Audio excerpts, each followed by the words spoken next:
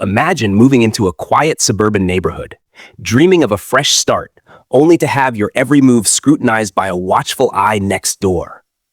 What if that eye belonged to someone who saw your skin color as a threat, turning harmless home improvements into weapons of harassment? In this story, Christopher, a hardworking black man, builds a simple fence for privacy, but his nosy neighbor Karen reports it to the authorities, igniting a chain of events that uncovers her own hidden secrets. As tensions rise, one act of petty racism spirals into a shocking revelation. Will justice prevail, or will prejudice win? Christopher had always been the type to keep to himself, a quiet architect in his mid-30s who had saved for years to buy a modest home in a leafy suburb outside Atlanta. The neighborhood was picture-perfect on the surface: manicured lawns, friendly waves from driveways, and the occasional block party.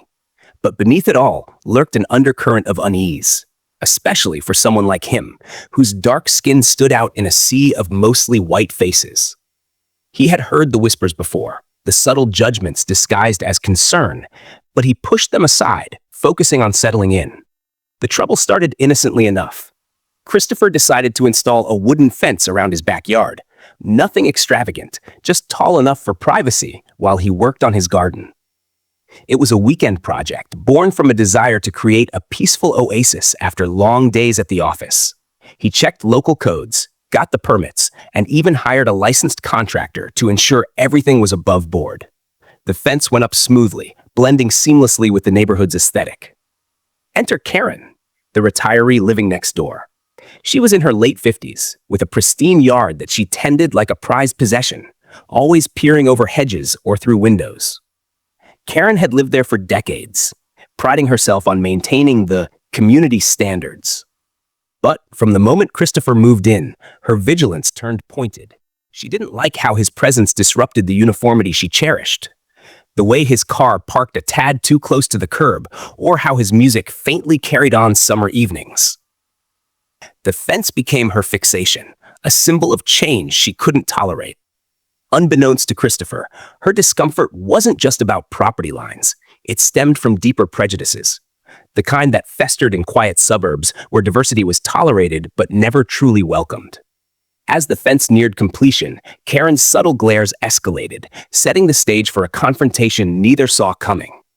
With the fence standing tall, Christopher felt a rare sense of accomplishment, but that peace shattered when an official notice arrived in his mailbox.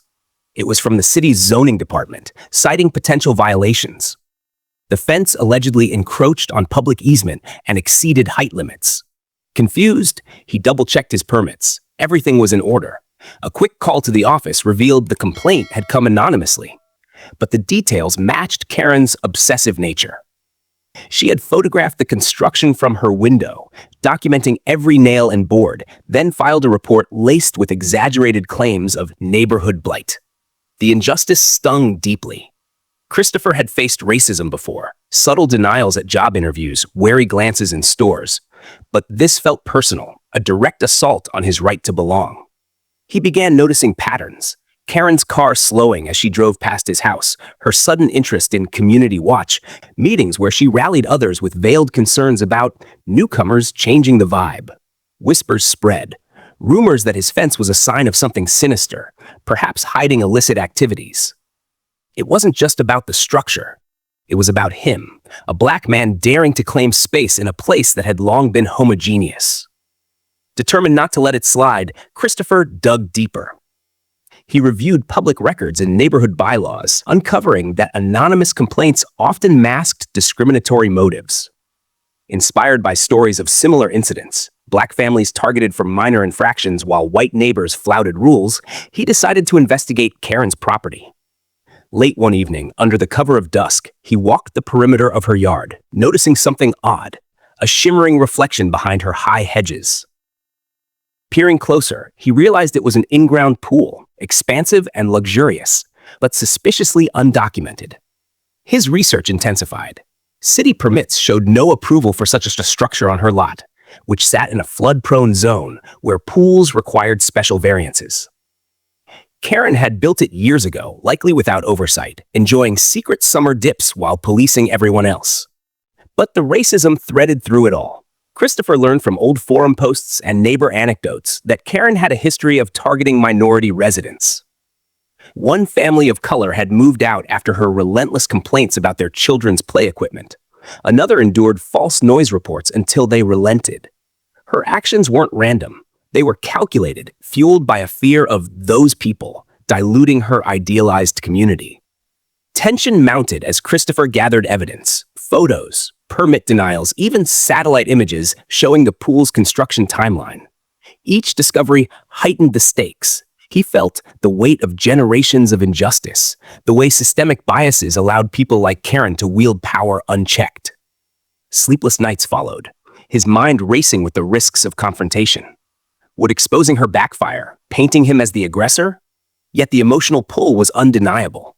The need to reclaim his dignity, to turn the tables on prejudice that hid behind bureaucracy. As the days blurred, Christopher prepared his counterstrike, the air thick with impending reckoning.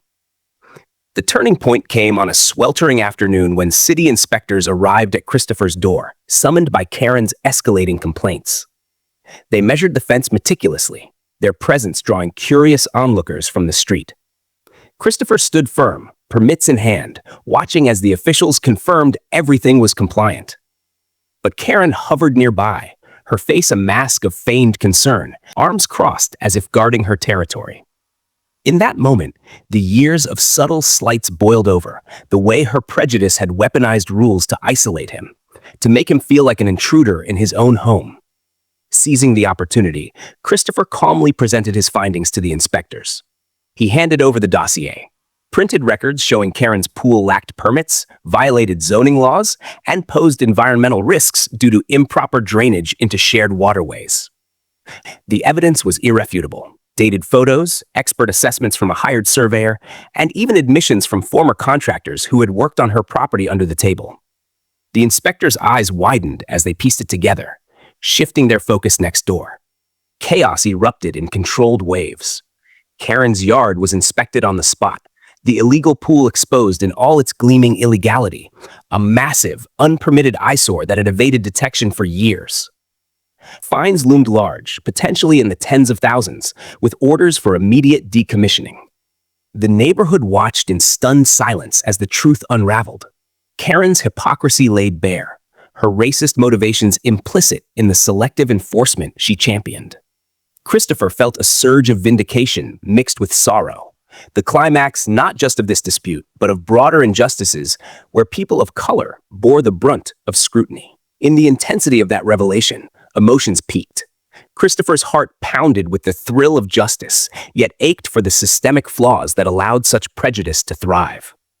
Karen's facade cracked, her authority dismantled in real time, as the inspectors issued citations that could force her to drain and fill the pool.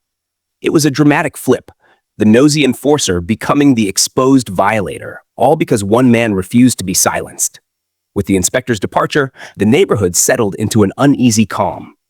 Christopher's fence stood unchallenged, a quiet symbol of resilience. Karen faced hefty penalties, fines exceeding $20,000, and mandated pool removal, her backyard reduced to a muddy crater under city oversight. She kept a low profile afterward, her once constant vigilance replaced by avoidance, though the damage to her reputation lingered like a shadow. Whispers turned against her now, neighbors questioning her past complaints and the biases that fueled them. For Christopher, the victory was bittersweet. He had exposed not just an illegal pool, but the underbelly of suburban racism, the way it masqueraded as concern for standards while targeting those who didn't fit the mold. Inspired by true events like the countless cases of discriminatory neighbor disputes documented in civil rights reports, his story became a beacon for others. He shared anonymized details online, sparking discussions in community forums about equity and accountability. The emotional weight lifted gradually. His garden flourished behind the fence, a space of true sanctuary. Yet the broader impact resonated deeply. Christopher's actions highlighted how everyday prejudices erode communities, turning homes into battlegrounds. In a world where racial injustice often hides in plain sight, through biased reporting, unequal enforcement, or subtle exclusion, his stand reminded everyone that silence enables it. He moved forward with renewed purpose, volunteering with local advocacy groups to educate on fair housing laws, ensuring no one else faced similar harassment. As the sun set on that transformed neighborhood, one couldn't help but reflect. How many Karens lurk in our midst, wielding privilege like a weapon, while Christophers fight quietly for their place?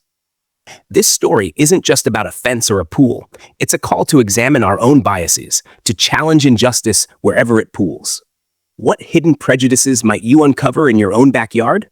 Share your thoughts below. Have you faced something similar? Let's build a community where everyone belongs, one exposed truth at a time.